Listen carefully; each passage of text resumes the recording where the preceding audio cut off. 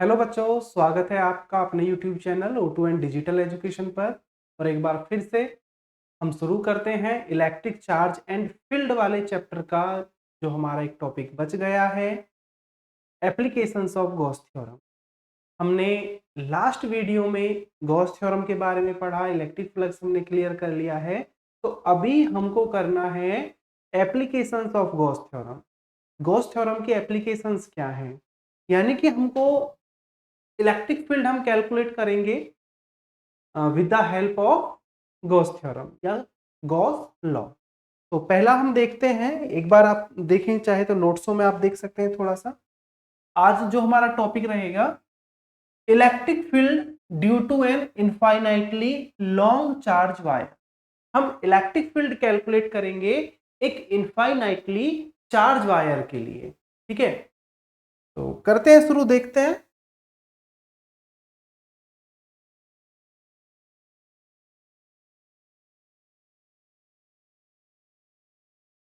Electric field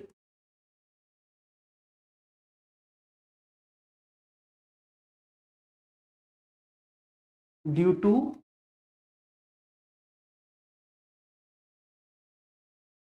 a long infinite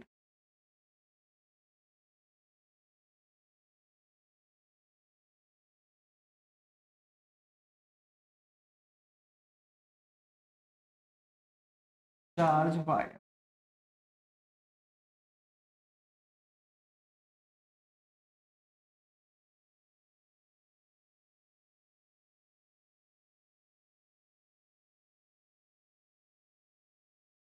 हम यहाँ पे लेके चलेंगे कि हमारे पास एक इनफाइनाइटली चार्ज वायर है।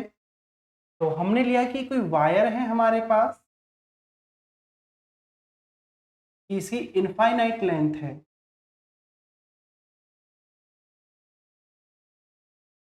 पॉजिटिवली चार्ज वायर हम लेकर के चल रहे हैं, आप चाहे तो नेगेटिवली चार्ज वायर भी मान सकते हैं।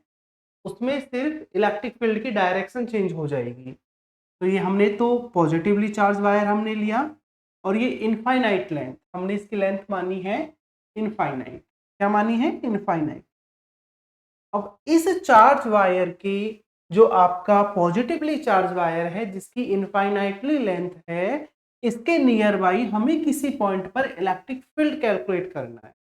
तो अगर हम ये मान करके चलें कि इस वायर से आर डिस्टेंस पर, ये आर डिस्टेंस पर हमें क्या निकालना है? इलेक्ट्रिक फील्ड कैलकुलेट करना है।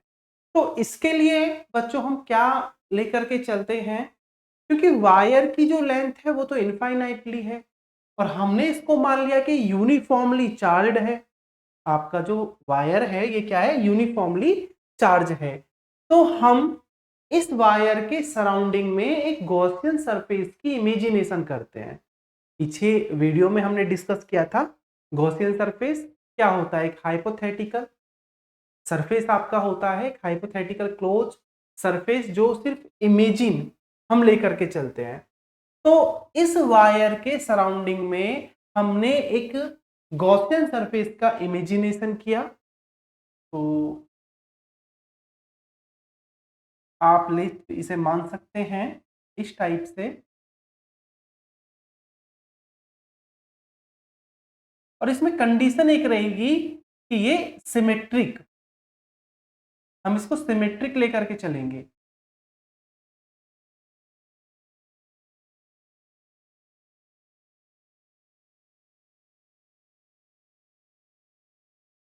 ये हमने लिया कि गॉसियन सरफेस है, और गॉसियन सरफेस कैसे होगा? सिलेंड्रिकल शेप में होगा। ये आपका सीबीएसई बोर्ड के अकॉर्डिंग एक बहुत अच्छा टॉपिक है, एग्जाम में मालूम किया जाता है। तो हमने लिया कि गॉसियन सरफेस है सिलेंड्रिकल शेप में, ये यूनिफॉर्मली चार्ज वायर है इनफाइनाइट लेंथ का। अब हमने इसकी जो लेंथ ली है, हम ये मान करके चल रहे हैं कि ये इसकी लेंथ है एल। ये जो हम गॉसियन सरफेस लेकर के चल रहे हैं, ये हमने एल लेंथ का एक गॉसियन सरफेस माना है, और यहाँ पे ये कोई पॉइंट P हम लेकर के चल रहे हैं और हमें यहाँ पे क्या निकालना है, इलेक्ट्रिक फील्ड कैलकुलेट करना है r डिस्टेंस पर।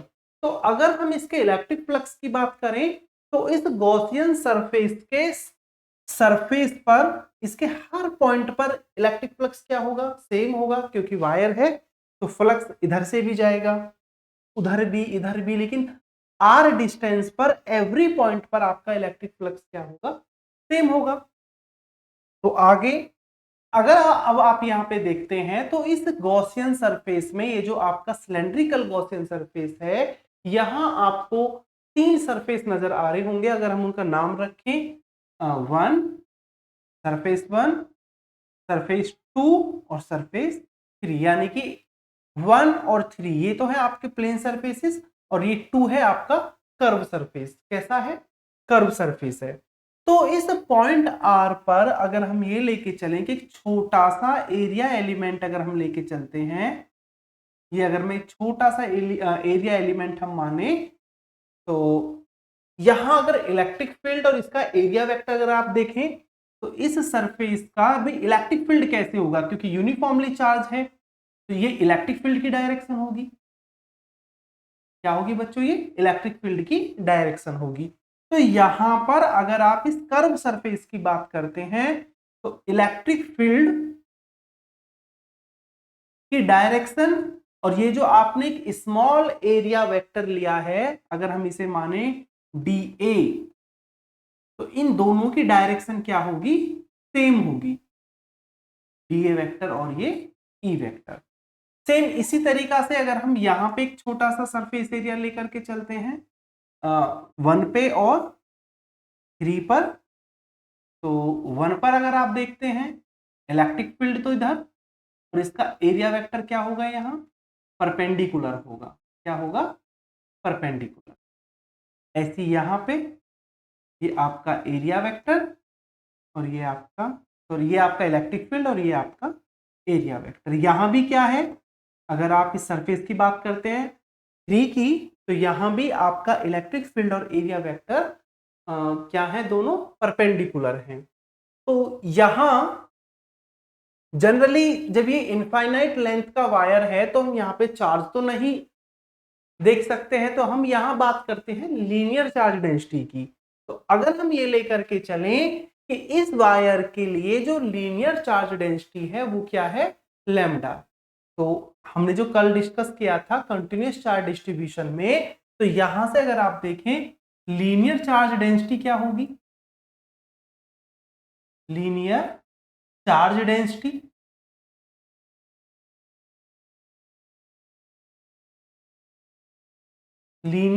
डेंसिटी हमारा लैम्डा इज इक्वल टू, अगर हम ये जो एल लेंथ हम लेकर के चल रहे हैं, अगर इससे इनक्लोज चार्ज अगर हम क्यू लेकर के चलते हैं, तो lambda is equal to Q upon L.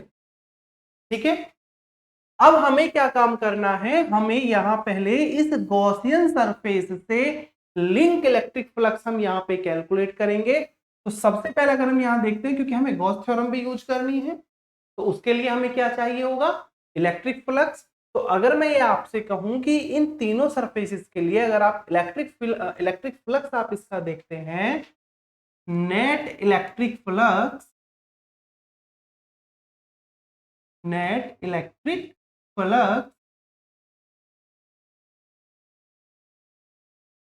Phi is equal to, first surface के लिए φ1 प्लस φ2 प्लस φ3, यानी ये फर्स्ट सरफेस, ये आपका सेकंड कर्व वाला और ये आपका थर्ड। तो अगर आप यहाँ पे देखते हैं तो φ1 क्या होगा, तो ये स्मॉल एलिमेंट है आपके, अगर छोटे छोटे आप लेकर के चलते हैं और हमें तो नेट निकालना है, तो ये φ1 आप लिख सकते हैं integration E vector dot D A vector, और ये दोनों क्या है, परपेंडिकुलर, तो ई डी ए कॉस 90। ये तो आप पीछे वाले लेक्चर में बहुत अच्छे से समझ चुके हैं, ये हम बता चुके हैं, तो यहाँ तो इसमें कोई समस्या होगी नहीं। कि EDA cos 90 हमने क्यों लिखा है, क्योंकि दोनों क्या है, परपेंडिकुलर हैं।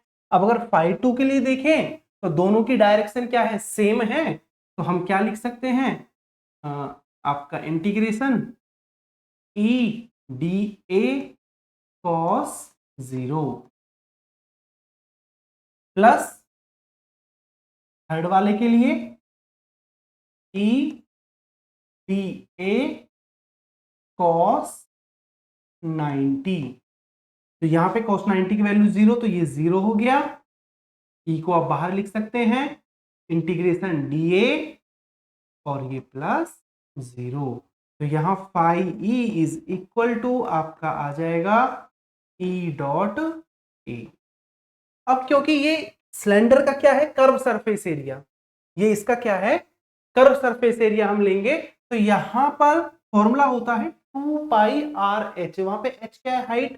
तो यहां पे अगर इस गॉसियन सिलेंडर की आप अगर हाइट देखेंगे तो वो क्या है, एल है आपका। तो यहां हम लिख सकते हैं E multiply by 2 pi R L. But according to Gauss law क्या कहता है, पाई की वैल्यू क्या होगी, but according to Gauss law pi E is equal to क्या होगा, क्यू अपॉन एप्सिलॉन 0। तो अगर हम ये फाई ई की वैल्यू पुट करते हैं क्यू अपॉन एप्सिलॉन 0, तो क्या होगा आपका, Q upon epsilon 0 is equal to E multiply by 2 pi R L. E को आप सेपरेट कर लीजिए, तो यहां से इलेक्ट्रिक फील्ड की वैल्यू क्या होगी, E is equal to 1 upon 2 pi epsilon 0 Q upon L into R. ये अगर आप देखते हैं, मल्टीप्लाई की सारी चीजें इधर आएंगी तो किस में जाएंगी, डिवाइड में जाएंगी। तो यहां पे आपका E इज इक्वल टू आ गया Q अपॉन एल, तो क्या है हमारा, लीनियर चार्ज डेंसिटी है। Q अपॉन एल को हम क्या लिख सकते हैं, लीनियर चार्ज डेंसिटी लैम्डा लिख सकते हैं। तो E is equal to 1 upon 2 pi epsilon 0 और लैम्डा अपॉन आर। ये आ गया जी हमारा डेरिवेशन। ये हमने इलेक्ट्रिक फील्ड कैलकुलेट कर लिया near by A infinitely long charge wire के लिए। क्लियर। अब जो हम इसमें न्यूमेरिकल करेंगे बच्चों, तो न्यूमेरिकल्स में हमें पता है कि अगर हम इसे 2 पाई एप्सिलॉन 0 को 4 पाई एप्सिलॉन 0 में कन्वर्ट कर लें, तो इसकी न्यूमेरिकली वैल्यू क्या होती है, 9 मल्टीप्लाई 10 की पावर 9। तो आप इस फॉर्मूले को इस टाइप से भी लिख सकते हैं। इस फॉर्मूले को अगर आप देखें तो आप इसे ऐसे भी लिख सकते हैं, E इज इक्वल टू 2 से अगर हम मल्टीप्लाई ऊपर करें और 2 से अगर हम नीचे, तो E is equal to 1 upon 4 pi epsilon 0 और 2 लैम्डा अपॉन आर। ये फॉर्मूला आप इसे ऐसे भी लिख सकते हैं, क्योंकि न्यूमेरिकल्स के लिए 1 अपॉन 4 पाई एप्सिलॉन 0 की हम डायरेक्ट वैल्यू यूज कर सकते हैं। तो इसलिए हमने इसको थोड़ा कन्वर्ट कर लिया है। 9 मल्टीप्लाई 10 की पावर 9 होती है ना 1 अपॉन 4 पाई एप्सिलॉन 0 की वैल्यू, तो हम इसे लिख सकते हैं न्यूटन मीटर स्क्वायर पर कूलम स्क्वायर। तो इसलिए हमने इस 2 पाई एप्सिलॉन 0 को 4 पाई बनाने के लिए 2 से हमने ऊपर मल्टीप्लाई किया और 2 से नीचे। तो ये उम्मीद करता हूं बच्चों आपको ये समझ आ गया होगा। तो आप इसे चाहे तो अपने नोट्सों में भी देख सकते हैं, वहां ये आपका हो सकता है। यहां नोट्सों में बस इतना है बच्चों कि यहां हमने एरिया को, सरफेस एरिया को एस लेकर के चले हैं, ए ना लेकर के एस लिया गया है, तो वो आप ए भी ले सकते हैं और एस भी, उसमें ऐसी कोई प्रॉब्लम नहीं है। तो अगर आप ये देखें, पूरा आपका डेरिवेशन आपको यहां मिलेगा। सेकंड जो एप्लीकेशन है हमारी, सेकंड एप्लीकेशन अभी हम डिस्कस करेंगे, electric field due to a uniformly charge infinite plane sheet. अब की बार अभी हमने जो निकाला था इनफाइनाइटली चार्ज वायर के लिए निकाला था, तो अगर चार्ज वायर की जगह क्या हो, इनफाइनाइट प्लेन शीट हो, तो अब हम दूसरी एप्लीकेशन गॉस थ्योरम की जो लेके चलेंगे कि हम इलेक्ट्रिक फील्ड कैलकुलेट करेंगे due to a uniformly charge infinite plane sheet. तो देखते हैं कैसे। Electric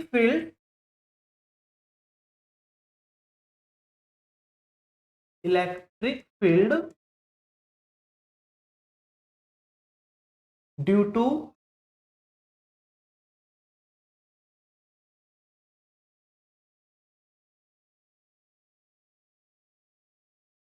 N infinitely charge plane sheet.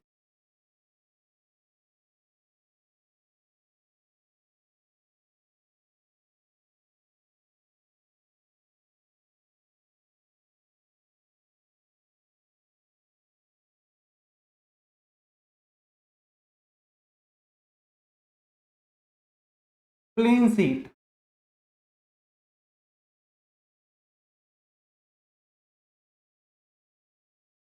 तो देखते हैं।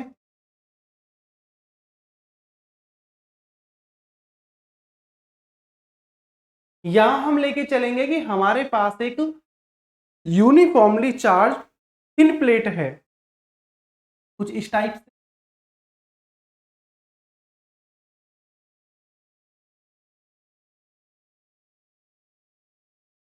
ये हमने कोई ऐसे प्लेट मानी है, ये इस टाइप से है, थोड़ा स्ट्रेट ना रख के ऐसे कि ये हमारे पास कोई एक यूनिफॉर्मली इन चार्ज प्लेट है। इसको हमने वही लिया पॉजिटिव चार्ज। इस प्लेट पे क्या है, पॉजिटिव चार्ज है जो कि यूनिफॉर्मली फॉर्म से डिस्ट्रीब्यूटेड है। ये पॉजिटिवली चार्ज प्लेट है। तो यहां जिस प्रकार से हमने यूनिफॉर्मली जो लॉन्ग वायर है उसके लिए हमने सिलेंड्रिकल गॉसियन सरफेस की इमेजिनेशन की थी, तो यहां भी अगर आप गॉसियन सरफेस की इमेजिनेशन करेंगे तो जब ये चार्ज प्लेट है आपका, तो इसके लिए भी जो गॉसियन सरफेस होगा वो आपका सिलेंड्रिकल फॉर्म में होगा। ठीक है, क्योंकि जैसे पॉइंट चार्ज के लिए क्या होता है, अगर एक पॉइंट चार्ज है तो उसके लिए गॉसियन सरफेस क्या होगा, उसके चारों तरफ से क्या जाएगा, इलेक्ट्रिक फ्लक्स निकल के जाएगा, तो उसका गॉसियन सरफेस क्या है, स्फेरिकल। तो ऐसे ही अगर हम ये इनफाइनाइट प्लेट की बात करते हैं तो इसके लिए जो आपका गॉसियन सरफेस होगा वो सिलेंड्रिकल फॉर्म में होगा। तो हम यहाँ इमेजिनेशन करते हैं, इसके आर पार हम ये मान के चलते हैं कि एक गॉसियन सिलेंडर है।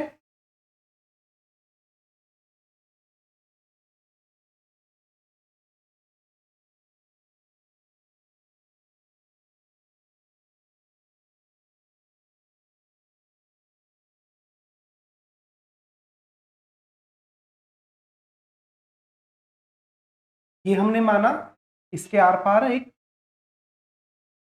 गॉसियन सरफेस,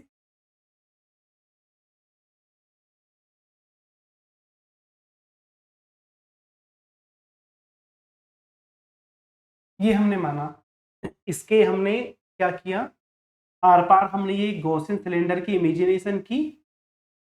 ठीक है, अब यहाँ पे डॉटेड वाला पार्ट क्या है कि ये हमारी जो प्लेट है उसके क्या होगा, अपोजिट साइड में होगा। ठीक है, ये अपोजिट फेस में है, तो ये हमने यहाँ इमेजिनेशन किया।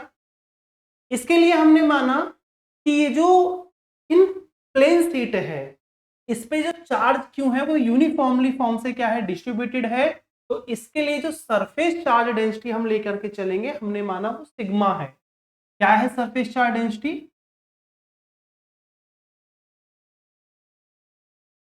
सरफेस चार्ज डेंसिटी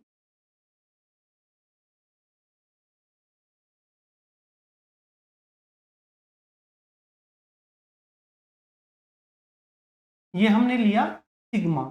अब सिग्मा इज इक्वल टू क्या होता है, क्यू अपॉन ए। अगर हम इसका सरफेस एरिया प्लेट के लिए क्या लेके चलते हैं, ए लेकर के चलते हैं, तो सिग्मा इज इक्वल टू क्या हो गया, क्यू अपॉन ए। और यहां से अगर आप ये चार्ज देखते हैं तो क्यू इज इक्वल टू आप इसे सिग्मा ए। ठीक है, तो हमने ये लिया कि ये एक गॉसियन सरफेस जो हमने इमेजिनेशन की। अब यहां भी अगर हम सरफेस देखते हैं तो यहां आप देखेंगे कि first plane surface, second curve surface और ये आपका थर्ड प्लेन सरफेस। तो इलेक्ट्रिक फील्ड क्या होगा, इसमें भी ऐसे प्लेट के आर पार ऐसे इलेक्ट्रिक फील्ड होगा। तो इलेक्ट्रिक फील्ड की डायरेक्शन क्या है, इधर की तरफ, ये इलेक्ट्रिक फील्ड की डायरेक्शन होगी। तो यहां अगर आप देखते हैं तो फर्स्ट सरफेस, यहां ये जो आपका प्लेन सरफेस यहां हम जो ये ले रहे हैं, ये इलेक्ट्रिक फील्ड की डायरेक्शन, और इसका एरिया वेक्टर भी क्या होगा, इसी डायरेक्शन में होगा, ये वेक्टर। ठीक है, अगर कर्व सरफेस पे एक छोटा आप लेकर के चलते हैं तो वहां एरिया वेक्टर परपेंडिकुलर, और ये आपका इलेक्ट्रिक फील्ड। तो इसके लिए इलेक्ट्रिक फ्लक्स क्या होगा, 0, 90 डिग्री आ रहा है जनरली। इसके लिए ये इलेक्ट्रिक फील्ड आपका, और इसका सरफेस एरिया यानी कि जो आपका एरिया वेक्टर है, डीए वेक्टर। तो यहां अगर आप देखते हैं कि ये जो आपका गॉसियन सरफेस, जो सिलेंड्रिकल गॉसियन सरफेस हम लेकर के चल रहे हैं, यहां से अगर हम नेट इलेक्ट्रिक फ्लक्स अगर कैलकुलेट करते हैं तो आपका इस कर्व सरफेस के लिए इलेक्ट्रिक फ्लक्स क्या होगा, 0 होगा, क्योंकि 90 डिग्री पर है। तो हमें जो इलेक्ट्रिक फ्लक्स मिलेगा वो इस प्लेन, जो प्लेन सरफेस आपका 1 और ये आपका 3, इससे मिलेगा। तो हम यहां पे जब नेट इलेक्ट्रिक फ्लक्स लेंगे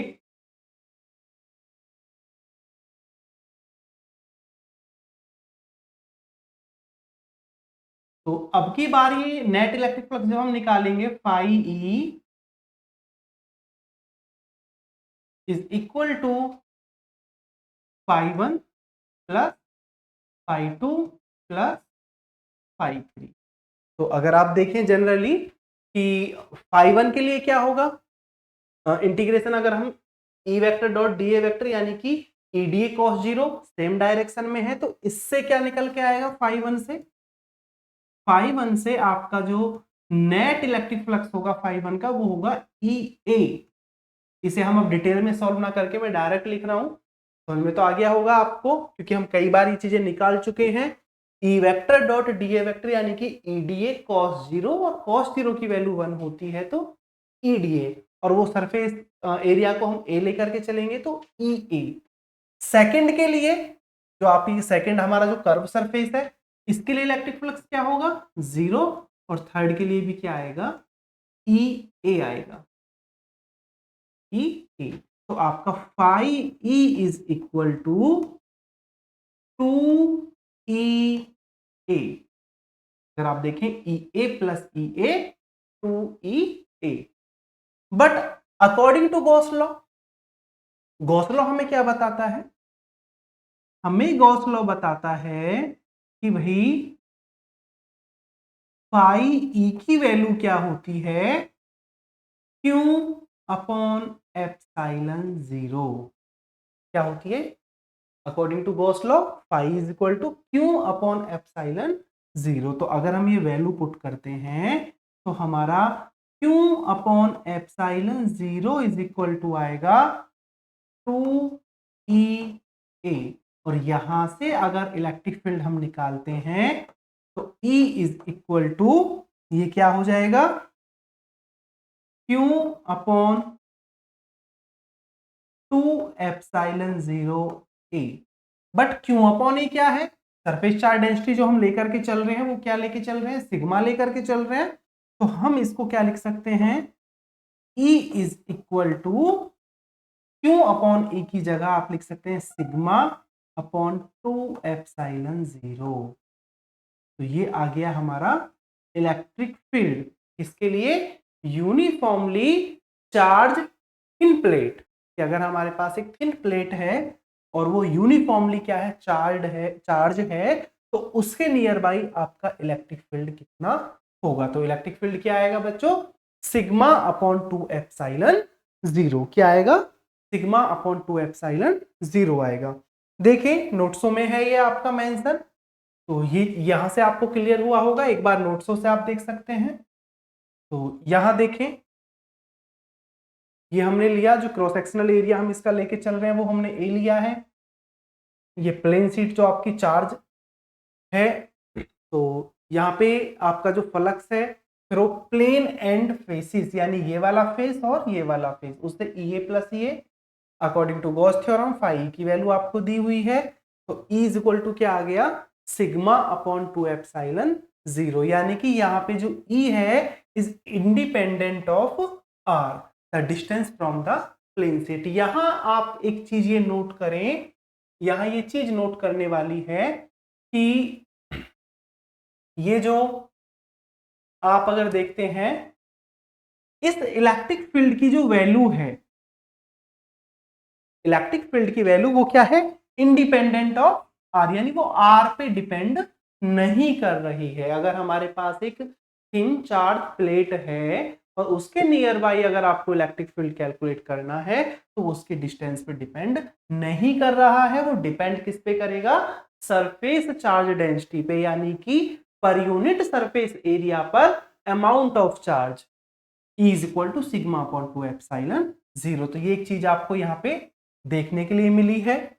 आगे अगर हम देखें, नेक्स्ट जो है हमारा वो electric field of two positively charge parallel plates के लिए, ये आप डिफरेंट तरीका से पॉजिटिव नेगेटिव के लिए भी कैलकुलेट कर सकते हैं, तरीका वही रहेगा। यहां बस हमने क्या किया है कि अगर अब हमारे पास क्या हो, जो थिन प्लेट है वो दो प्लेटें अगर हमारे पास हैं और हम उन प्लेटों को एक दूसरे के ऐसे पैरेलल हम रखते हैं और तब हम इलेक्ट्रिक फील्ड अगर निकालें, कुछ इस टाइप से हम लेकर के चल रहे हैं कि हमारे पास क्या है कि दो प्लेटें हैं, ये आपकी फर्स्ट सीट है, ये आपकी सेकंड सीट, सीट 1 और सीट 2 दोनों पॉजिटिवली चार्ज हैं और इनके लिए हमने माना है कि जो प्लेन पैरेलल सीट्स हैं, charge having uniform charge density sigma 1 and sigma 2, हम ये लेकर के चल रहे हैं कि फर्स्ट प्लेट के लिए जो सरफेस चार्ज डेंसिटी हम लेके चल रहे हैं सिग्मा 1 और सेकंड के लिए सिग्मा 2। तो यहाँ पे तीन रीजन आपके बनेंगे, फर्स्ट रीजन, सेकंड और ये आपका थर्ड। ठीक है, तो अगर आप ये देखें, क्योंकि अभी हमने जो थिन प्लेट के लिए इलेक्ट्रिक फील्ड निकाला था, यहाँ वो डायरेक्ट फॉर्मूला यूज करेंगे क्योंकि ये मोस्टली न्यूमेरिकल्स के लिए आता है।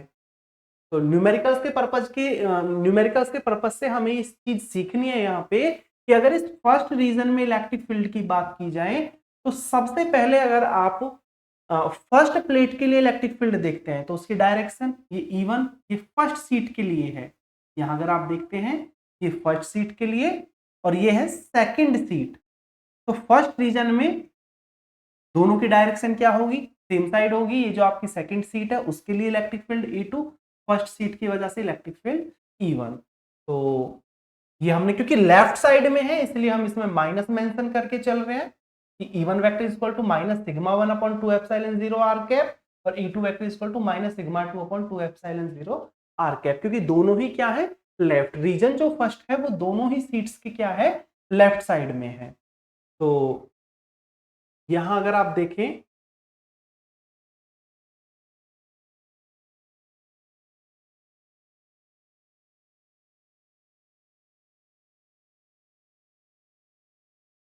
यहां जब आप E1 और E2 की वैल्यू पुट करेंगे तो माइनस कॉमन लेके सिग्मा 1 प्लस सिग्मा 2 आप रख सकते हैं, ये इतना कुछ टफ नहीं है।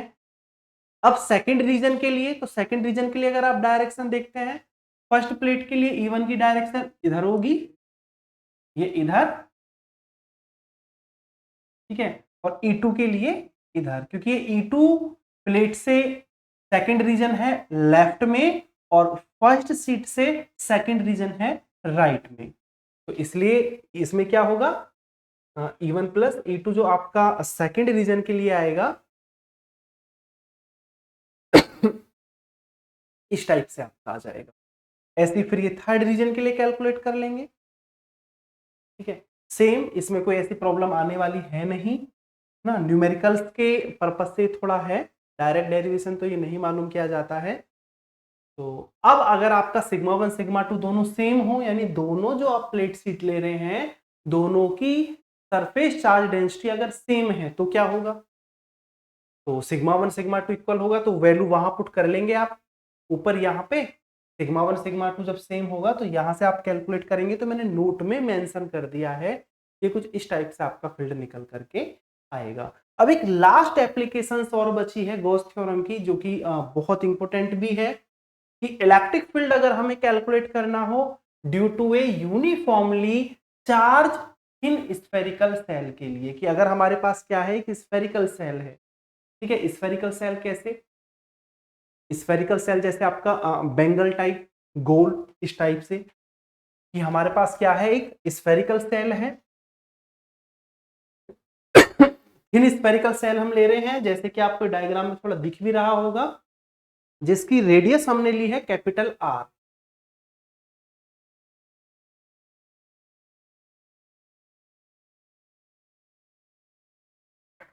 ये रेडियस हमने लिया है कैपिटल आर। और इस स्फेरिकल सेल में अगर आप देखेंगे तो बच्चों तीन रीजन आपके होंगे। एक तो आउटसाइड होगा, कि अगर हमें किसी पॉइंट पी पर अगर हमें इलेक्ट्रिक फील्ड निकालना है, जो कि आउटसाइड है, एक एट द सरफेस और एक इनसाइड द सेल। तो यहां जो फर्स्ट पॉइंट है, अगर हम देखते हैं कि first point, when point P lies outside the spherical cell, यानी कि जब आपका जो पॉइंट पी है वो क्या है, आउटसाइड है, बाहर की तरफ है, जो कि हमने क्या लिया है, आर डिस्टेंस पर। ये सेंटर और यहां से ये आर डिस्टेंस पे हमने वो पॉइंट पी माना है, जहां हम इलेक्ट्रिक फील्ड कैलकुलेट करेंगे, जिसकी डिस्टेंस क्या है, ये आर डिस्टेंस। तो ये चीज तो हमें मालूम है कि किसी स्फेयर के सरफेस पर एवरी पॉइंट पर इलेक्ट्रिक फील्ड की वैल्यू क्या होती है, सेम होगी, equal to 1/4πε0 Q upon R square. लेकिन होगी कैसे, वो हम कैलकुलेट करते हैं। तो जो फर्स्ट पॉइंट है अगर हम देखें, तो यहां पे जब पॉइंट पी आपका आउटसाइड में लाई करेगा, तो जो टोटल चार्ज है Q inside the Gaussian surface is the charge on the shell of radius R, ठीक है, जिसका एरिया क्या है, 4πr² है। तो यहां से अगर क्यू की वैल्यू देखी जाए तो क्यू इज इक्वल टू क्या होता है, सिग्मा डॉट ए। अब एरिया क्या है भाई, स्फेयर का एरिया क्या होता है, 4πr²। यहां हमने क्या लिख दिया, ये Q is equal to 4πr² into sigma, आप इधर लिखे या उधर लिखे, ठीक है। अब अगर यहां से लिंक आप फ्लक्स देखते हैं, तो फ्लक्स का formula phi is equal to क्या होगा, ई डॉट ए होगा स्फेयर के लिए। ये देखें अगर आप, ठीक है। अब हमें पता है भाई Gauss theorem, according to Gauss theorem phi E की वैल्यू क्या होती है भाई, गॉस थ्योरम के according phi is equal to, तो क्यू अपॉन एप्सिलॉन 0 है, आप ये पुट करेंगे यहाँ पे, फाई ई की वैल्यू आपने क्या पुट किया है, देखो ये क्यू अपॉन एप्सिलॉन 0, तो E multiply 4πr² Q upon epsilon 0। तो यहां से अगर ई को आप क्या करेंगे, 4πr² है, अगर इक्वल से उधर लेकर के जाएंगे तो मल्टीप्लाई की चीजें किस में जाती है, डिवाइडेशन में, तो ये आपका डेरिवेशन निकल करके आएगा, E is equal to 1/4πε0 q upon r², किसके लिए, इन स्फेरिकल सेल के लिए, और वो भी आउटसाइड पॉइंट पर, बाहर की तरफ अगर आप देखते हैं, ठीक है। तो आगे फिर, अब अगर पॉइंट P क्या है, lie on the spherical shell, अगर पॉइंट P स्फेरिकल सेल पे ही लाई करता है, तो ये equal to Q upon epsilon 0 सब सेम रहेगा, बस डिफरेंस क्या होगा कि यहां जो आप सरफेस एरिया लेंगे वो क्या होगा, आपका स्मॉल आर ना होकर के आपको कैपिटल आर लेना होगा, बस इतना अंतर आपका आने वाला है। यहां अगर आप क्यू की वैल्यू पुट करना चाहते हैं ऊपर से तो 4πε0 और r² के टर्म में, तो आपका इलेक्ट्रिक फील्ड निकल के आएगा सिग्मा अपॉन एप्सिलॉन 0। एक लास्ट पॉइंट है आपका इनसाइड द स्फेरिकल सेल। तो जब स्फेरिकल सेल के इनसाइड में चार्ज क्या होगा, charge enclosed bye Gaussian surface, वो क्या होगा, 0 होगा। तो स्फेरिकल सेल के इनसाइड में आपका इलेक्ट्रिक फ्लक्स भी क्या होगा, 0 होगा, क्योंकि जब चार्ज की वैल्यू 0 है तो फ्लक्स क्या होगा आपका, 0 होगा। समझ आ गया ये, तो इलेक्ट्रिक फील्ड भी क्या होगा, 0 इनसाइड द स्फेरिकल सेल, आपका इलेक्ट्रिक फील्ड क्या होगा, 0 होगा। तो बच्चों ये आपका जो गॉस थ्योरम की एप्लीकेशंस है वो क्या हो गई हैं, कंप्लीट है।